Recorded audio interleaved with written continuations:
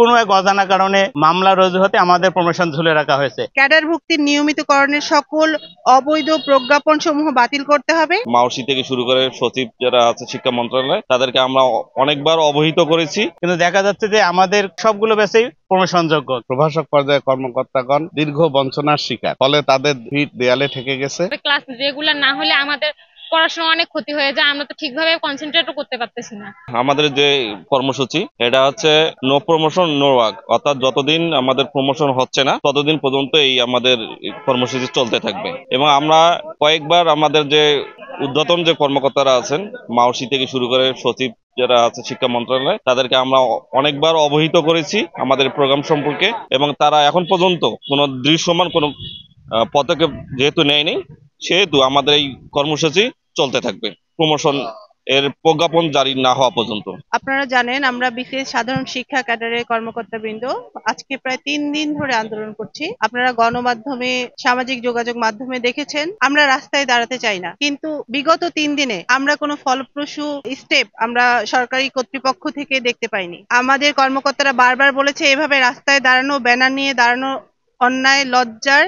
আমি রাষ্ট্রের যারা কর্তা মহোদয় আছেন, যারা এই সকল কাজের সাথে জড়িত আছেন, আমি সকলের দৃষ্টি আকর্ষণ করব আমাদের প্রভাষক বৃন্দের যে 3টি দাবি আছে দ্রুত সেই 3টি দাবি বাস্তবায়ন করুন। প্রথম দাবিটি হচ্ছে শিক্ষা মন্ত্রণালয় কর্তৃক দ্রুত প্রভাষক থেকে সহকারী অধ্যাপক পদে পদোন্নতি সরকারি প্রজ্ঞাপন জারি। দ্বিতীয় নাম্বার হচ্ছে শিক্ষা মন্ত্রণালয় কর্তৃক জারিকৃত 2000 বিধি কলেজ সমূহের জাতীয়করণের তারিখ হতে ক্যাডার ভুক্তির নিয়মিতকরণের সকল অবৈধ প্রজ্ঞাপন সমূহ বাতিল করতে হবে। এবং তৃতীয় নাম্বার এবং সর্বশেষ দাবি হচ্ছে শিক্ষা মন্ত্রণালয় কর্তৃক দ্রুত মামলা নিষ্পত্তির ব্যবস্থা গ্রহণ করতে হবে। আমি সরকারি কর্তৃপক্ষ, রাষ্ট্রীয় কর্তৃপক্ষের কাছে যথাযথ দৃষ্টি আকর্ষণ করে বলতে চাচ্ছি যে আপনারা আমাদের দাবিগুলো মেনে নিন, আমরা আমাদের কর্মগুলোতে ফিরে যাই। আমাদের ছেলেপেলেরা ক্লাস করতে আসছে, পরীক্ষা দিতে আসছে। বিশেষ সাধারণ শিক্ষা ক্যাডারের প্রভাষক পর্যায়ের কর্মকর্তাগণ প্রায় দীর্ঘ 12 বছর প্রমোশন বিহীন রয়েছে। এটা একটা নজিরবিহীন ঘটনা, তাদের প্রতি জুলুম হচ্ছে, অন্যায় হচ্ছে। একটা বেসরকারি কলেজের শিক্ষকও প্রায় 7-8 বছর পর প্রমোশন পেয়ে যায়। অন্যান্য সকল ক্যাডার আমাদের নিয়ম হচ্ছে 5 বছর পরে তারা পরবর্তী ধাপে যাবে। তো সেক্ষেত্রে শুধুমাত্র বিসিএস সাধারণ শিক্ষা ক্যাডারের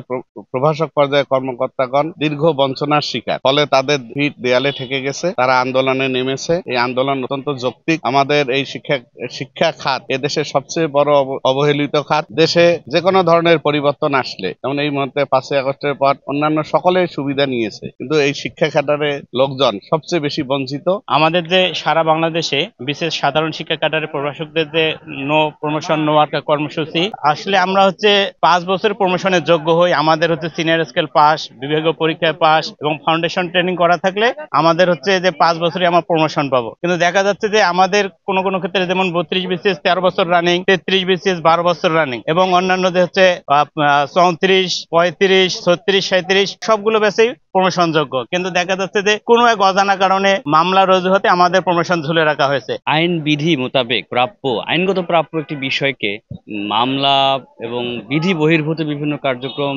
সম্পাদনের মাধ্যমে আমাদেরকে স্বাভাবিক প্রক্রিয়াকে জটিল করে তোলা হয়েছে, এবং সেখানে 2000 বিধির স্পষ্ট যে লঙ্ঘন করেছে 6-5 এবং এই লঙ্ঘন করে 54টি অবৈধ আদেশ দিয়েছে। আমরা অবিলম্বে চাই অবৈধ আদেশগুলো বাতিল করে এবং 2000 বিধি যে আলোকে গ্রেডেশন লিস্ট হবার কথা সেভাবে গ্রেডেশন লিস্ট তৈরি করে যে মামলা রয়েছে এটি দ্রুততম সময় নিষ্পত্তি করে শিক্ষা মন্ত্রণালয় কর্তৃক যথাযথ দ্রুত সময়ে আমাদের পদোন্নতির জিও জারি করতে হবে। আপনি যে প্রশ্নটি করেছেন, আমরা শিক্ষার্থীদের মুখের দিকে তাকাতে পারছি না, তাদের ক্লাস কার্যক্রম বন্ধ, তাদের ইন্টারনাল পরীক্ষা সমূহ বন্ধ। আমাদের মূলত সমস্যা হচ্ছে আমাদের একাডেমিক, কারণ আমাদের এভাবে প্রতিদিন আমরা ক্লাসে আসতেছি, ক্লাস হচ্ছে না, আমরা ফিরে যাচ্ছি।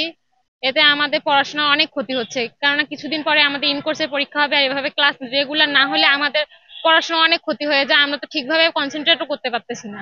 তো সরকারের উচিত আমাদের শিক্ষকের দাবি যথাযথভাবে মেনে নিয়ে আমাদের ক্লাসে তাদের পুনরায় ফেরত দেওয়া, যাতে আমরা সরাসরি ক্লাস করতে পারি এবং আমাদের পরীক্ষা আমরা ভালো কিছু করতে পারি। আমরা যে রেগুলার ক্লাস আসতেছি বাট ক্লাস হচ্ছে না।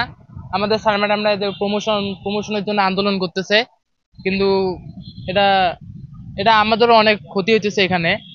তো আমি চাই যে সরকার এটা নজর দেওয়া উচিত।